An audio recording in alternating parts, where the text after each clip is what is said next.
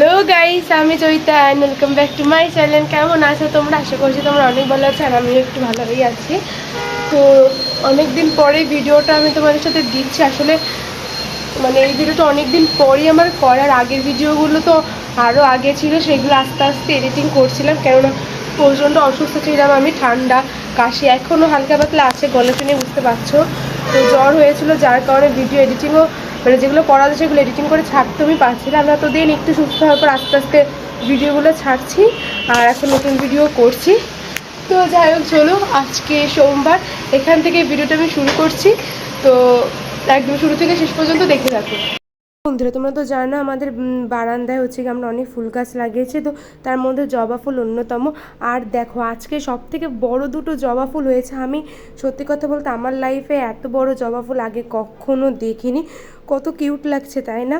আর এখানে কিন্তু আমাদের বাড়ি আরও একদিন আগে এসেছিলো আমার বোন আর বোনজি। তো আমি তো ভিডিও করিনি, তো আজকে করছি। আর তারপরে কিন্তু আমি এখানে দেখো চাটা বানাতে চলে এসেছি। আর আজকে ব্রেকফাস্টে ছিল কিন্তু গরম গরম রুটি, তার সঙ্গে ছিল কিন্তু আলু ভাজা। আর এখানে তারপরে কিন্তু মা আর কি রান্না করতে চলে গেছে দুপুরে, কেননা আমার দিদিরা তো মানে মাস্তুতো আমার দিদিরা তো আজকে ওরা চলে যাবে, ওর জন্য ওরা মাত্র দুদিনের জন্য এসেছিল। তো চলো তোমাদের সাথে লাঞ্চটা শেয়ার করি। তো লাঞ্চে ছিল তিতের তরকারি, যেটা বিভিন্ন ধরনের তরকারি দিয়ে করেছিল মা, আর ছিল তার সঙ্গে ইঁচড় এবং ছিল ডাল।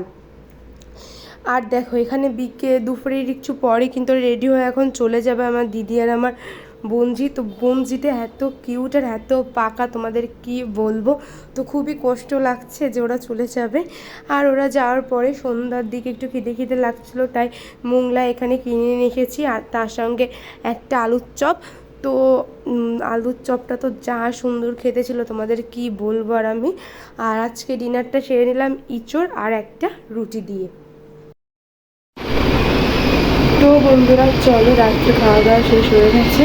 তো আজকের ভিডিও আমি এখানে এন্ড করে দিচ্ছি। তো কেমন লাগলো আজকে এই ভিডিওটা সেটাই অবশ্যই কমেন্ট বক্সে জানাবে। আর ভালো লাগলে একটা লাইক, শেয়ার এবং সাবস্ক্রাইব করে দিও আমার চ্যানেলটিকে। আর যারা ফেসবুক পেজ জয়িতা কুণ্ডু থেকে দেখছো তারা অবশ্যই ফলো করে দিও। তো দেখাবে নতুন একটি ভিডিওতে, ততক্ষণের জন্য সবাই সুস্থ থেকো, ভালো থেকো, সবাইকে টাটা, বাই বাই।